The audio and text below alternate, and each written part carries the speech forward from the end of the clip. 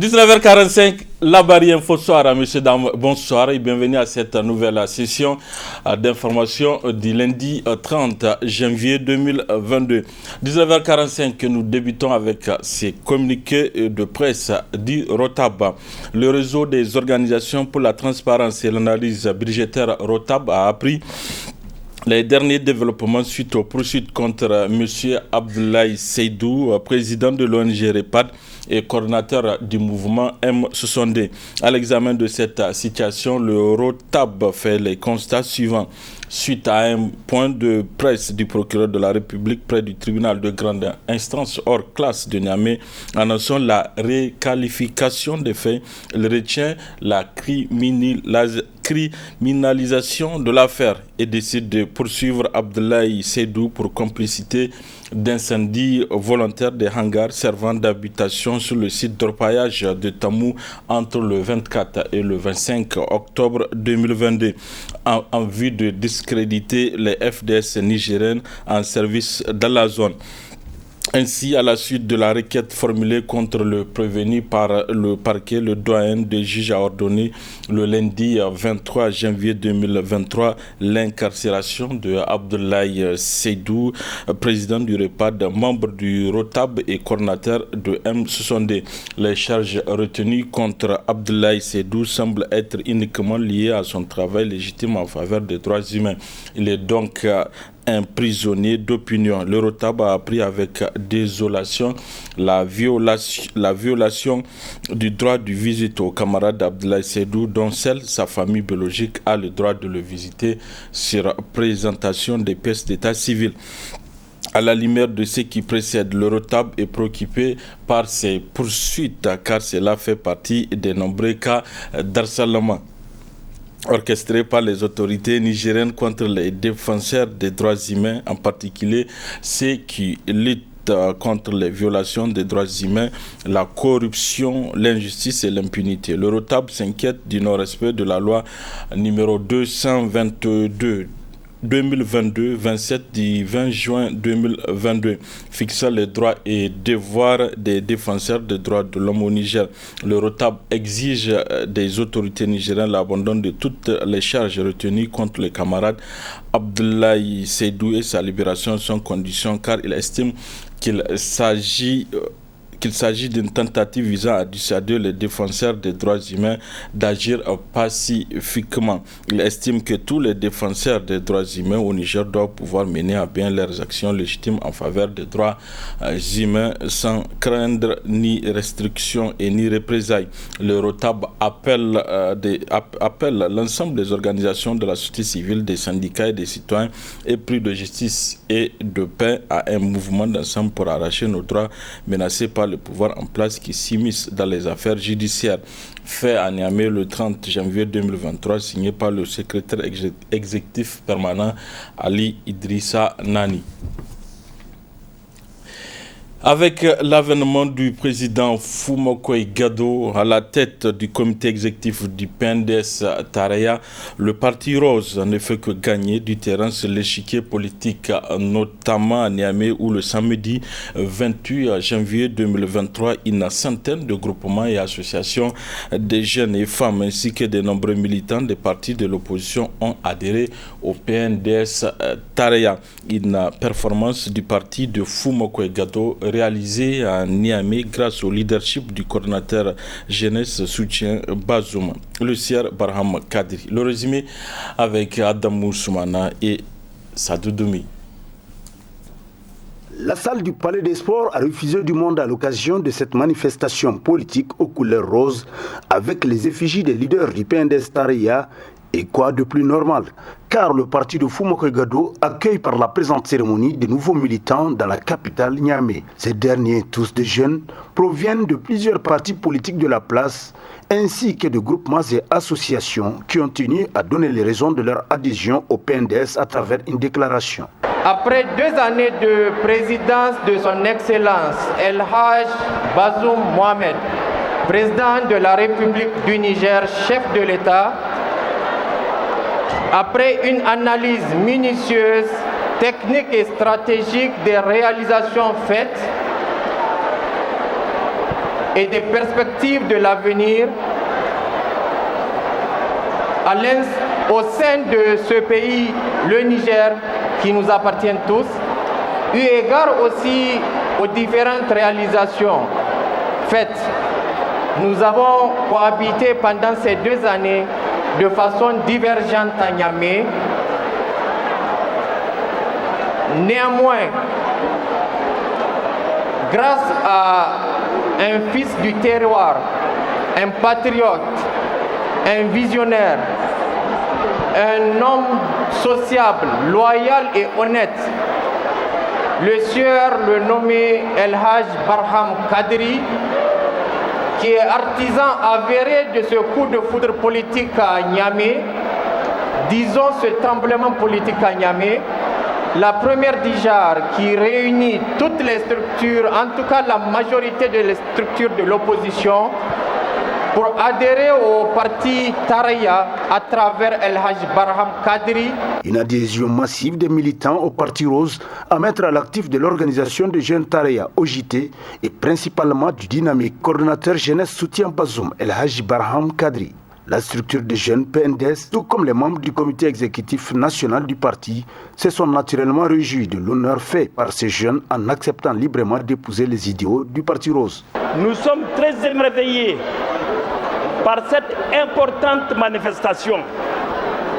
Nous profitons, au nom du camarade du parti Fomoko Gado, de remercier, de féliciter et d'encourager les camarades qui ont organisé cet événement.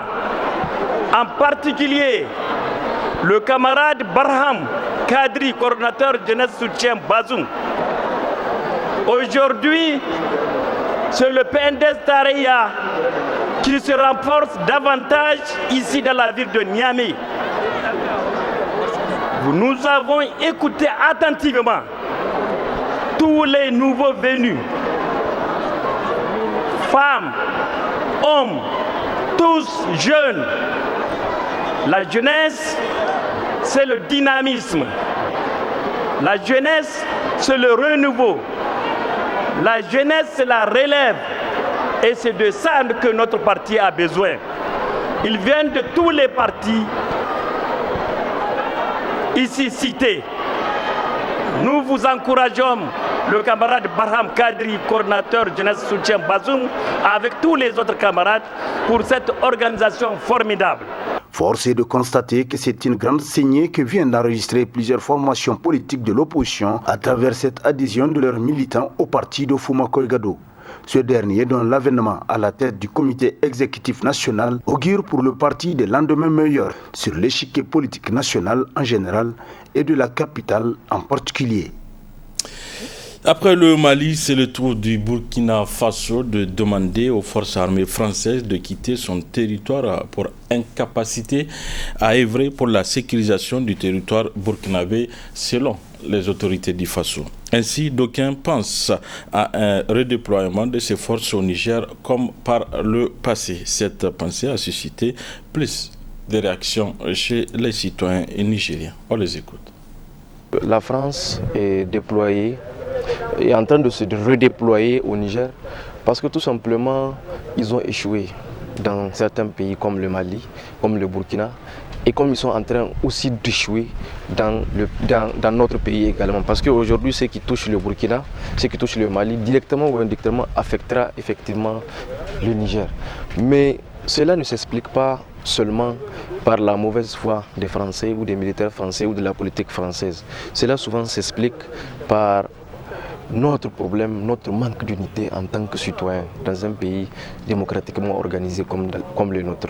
Si aujourd'hui nos officiers se concentrent sur le terrain comme il se doit, si aujourd'hui nos politiciens ne mettent pas de mauvaise foi dans la gestion de la sécurité, je vous assure on pourrait arriver à terme de ce problème en moins d'1 mois ou 2 mois.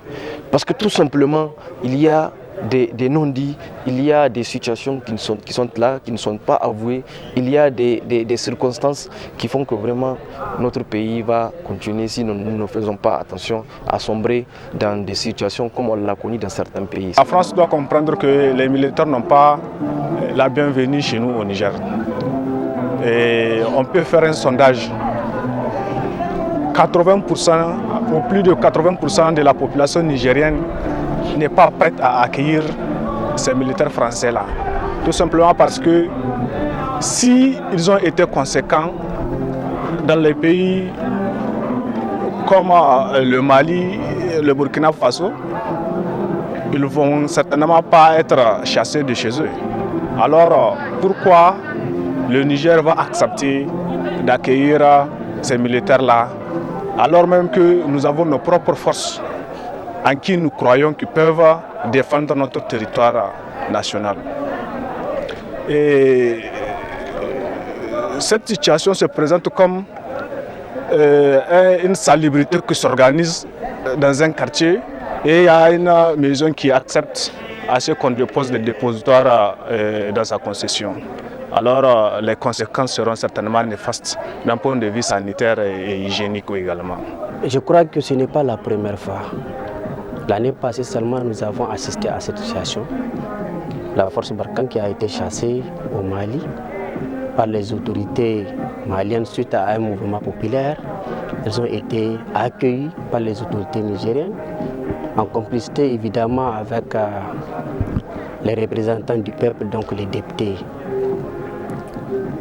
Aujourd'hui, on est en train d'assister à une autre situation pareille, au redéploiement des forces spéciales françaises basées au Burkina. Le problème avec cette question, d'abord, il faut comprendre que la présence d'une force étrangère met à mal un principe fondamental qui est là, le principe de la souveraineté nationale. C'est un principe constitutionnel qui ne fait pas bon ménage avec la présence d'une quelconque force étrangère. Et le deuxième problème, c'est les arguments qui sont avancés par les autorités politiques, ou bien j'allais dire par les autorités nigériennes. Nous les entendons dire que ces forces sont là pour lutter contre l'insécurité. Or, nous avons l'impression que ces forces-là attirent plus l'insécurité que la sécurité. Hier après-midi, la Maison des jeunes de la culture MJC Diado Sékou de Niamey a accueilli les ressortissants du Gorwol et de Bankilare pour une déclaration sur la situation sécuritaire. Cette sortie a été incitée par les récentes menaces qui ont occasionné le déplacement de plusieurs habitants des villages environnants. Le résumé avec Boubacar Ibrahim et Nasser Seydou. Les ressortissants de Gorwol et de Bankilare vont debout contre le calvaire sécuritaire qui ne fait que s'intensifier et compromet de jour en jour le vivre ensemble. Il s'est ainsi agi à travers cette sortie médiatique de dénoncer les multiples attaques perpétrées sur les paisibles citoyens et la politique sécuritaire du gouvernement. De toutes les communes du Niger, seules celles de Bankilare et du Gorwol font frontière à la fois avec le Mali et le Burkina, zone des trois frontières Burkina, Mali, Niger.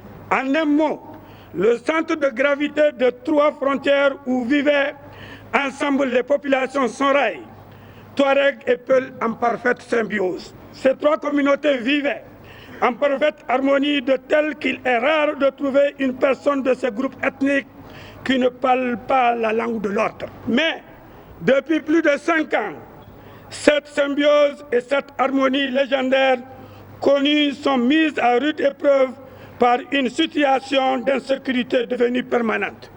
La terreur s'y est installée, toutes les bases terroristes sont implantées dans cette zone. Depuis que les terroristes sont menacés du côté du Burkina et du Mali, ils se sont repliés sur les communes du Gorwol et de Bankilare. Aujourd'hui, toute la partie nigérienne de la zone de trois frontières est sous contrôle terroriste, à savoir le département de Bankilare, le département de Terra et plus précisément les communes rurales de Bankilare, Djagourou, Gorwol, Kokorou et Mehena.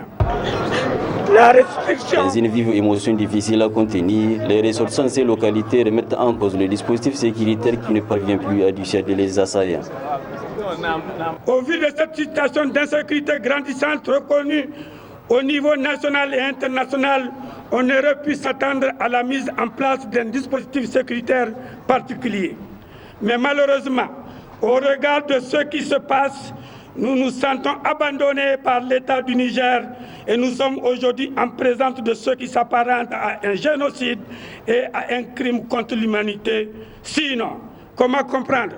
Sur le plan sécuritaire, le dispositif sécuritaire actuel ne repose essentiellement que sur de rares patrouilles et des bases militaires à Wanzarbe et à Bankilare qui ne répondent pas à l'entente des populations meurtries. Comment comprendre que les personnes soient assassinées, rançonnées, le bétail emporté, y compris dans les localités qui abritent ces bases militaires, Wanzarbe et Bankilare, sans la réaction de ces derniers. Les troupeaux enlevés n'ont jamais été rattrapés alors même qu'ils se déplacent à pied. Comment comprendre que les complices dénoncés, arrêtés, soient relâchés aussitôt et revenir faire des représailles contre les personnes et ou les villages? Pendant en effet des années, plusieurs localités de la région de Tillabéri subissent les affres de groupes armés non étatiques. Notons enfin que ces ressortissants ont aussi laissé entendre que si rien ne fait pour renverser la tendance, ils envisageraient de mener eux-mêmes la lutte pour défendre leur dignité. Préavis de grève de 72 heures, le Ben Saint-Famed exige du gouvernement le paiement sans délai des rappels de salaire des médecins et pharmaciens recrutés en 2019 et 2020, conformément aux engagements pris le 28 décembre 2022 par les ministères de la Santé publique, de la Population et des Affaires sociales et celui des Finances. Faute de quoi, il appellera ses militantes et militants à observer une grève d'avertissement de 72 heures avec service minimum pour les mercredis 1er, jeudi 2 et vendredi 3 février 2023 sur toute l'étendue du territoire national. Les formations et stages seront également suspendus, tout en réaffirmant sa ferme détermination à faire aboutir cette juste et légitime revendication. Le Ben Saint-Famed reste disposé à un dialogue franc et sincère en cas d'échec. Rend le gouvernement seul et unique responsable de la situation qui en découlerait. Veuillez agréer, Monsieur le ministre, l'expression de nos salutations distinguées pour le Ben Saint-Famed, le secrétaire général, Dr Himou Boubacar.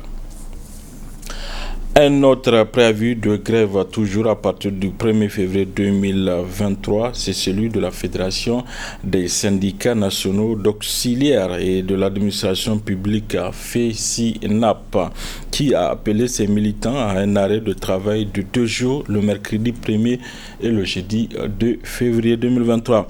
FESINAP exige l'application effective du protocole d'accord du 3 mars 2022 par adoption d'une grille salariale en faveur des auxiliaires de l'administration publique et applicable à compter du 1er janvier 2023. Exige la mise en œuvre du décret du 10 mars 2022 et enfin exige en toute solidarité le règlement de la préoccupation de l'ITN contenu dans son préavis de grève. Un message, cette fois-ci un message de condoléances de l'ambassade du Turquie. Nous sommes profondément attristés par le décès du médiateur de la République du Niger, M. Hassimiou Djabiri. Nous souhaitons la miséricorde divine aux défunts et transmettons nos sincères condoléances à sa famille et à l'État du Niger ainsi qu'au peuple ami et frère du Niger. Message de condoléances de la Turquie. En déplacement dans le chef-lieu du département de Kolo, une de nos équipes s'est intéressée à la structuration du département à travers ses démembrements communaux, son potentiel économique, sa situation sécuritaire et ses principales difficultés. C'est à travers ce reportage signé Boubacar Ibrahim et Sadou Doumi. D'une superficie de plusieurs milliers de kilomètres carrés, le département de Kolo est une des circonscriptions départementales des 13 qui comptent la région de Tillabéri. Comme bon nombre de localités du Niger, le département de Kolo est aussi une zone essentiellement agro-pastorale. Le département de Kolo a une superficie d'environ 10 000 km². Il est composé de 11 communes et 9 cantons. Il est un département à vocation agro-silvopastorale. Nous avons la chance, en tout cas, ou la bénédiction même, j'allais dire, d'être arrosés par le fleuve Niger. Sur les 11 communes que comptent les départements, il y en a au moins 3 ou 4 qui ne sont pas traversés par le fleuve. Nous sommes en quelque sorte les greniers du Niger en termes de production du riz. En dépit des exactions que subissent certaines localités de la région, la situation du département de Kolo en termes de sécurité est globalement satisfaisante. Depuis l'avènement des autorités de la 7e République, nous avons des démembrements du Conseil national de sécurité à l'échelle régionale et départementale. Vous avez un Conseil régional de sécurité et des conseils départementaux de sécurité. Donc en ce qui nous concerne, notre Conseil départemental de sécurité fait beaucoup plus de prévention. Vous savez, globalement, nous, Kolo, on peut nous situer dans la zone verte, en dépit de l'état d'urgence qui est instauré et consécutivement aux attaques, à l'attaque terroriste de Kouré. Vous vous souvenez, en août 2019, nous connaissons actuellement en tout cas une situation acceptable. Pour Ibrahim Kiamago, les principales préoccupations du département à ce jour se résument à la contrebande d'hydrocarbures et le récurrent problème foncier. Nous partageons une frontière importante avec des départements en tout cas qui connaissent les activités terroristes. Et le fleuve aussi, il y a une fraude de tout genre, en tout cas majoritairement d'hydrocarbures qui évolue sur le fleuve.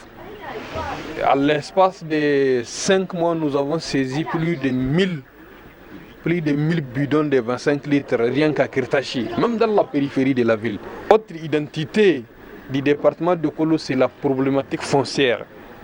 Nous avons un département qui, à raison de sa proximité avec Niamey, vous savez, quand vous prenez la carte, vous verrez que Niamey, c'est un point qui est au milieu du département de Kolo. Donc de part et d'autre, ce sont les communes du département qui entourent, qui ceinturent Niamey.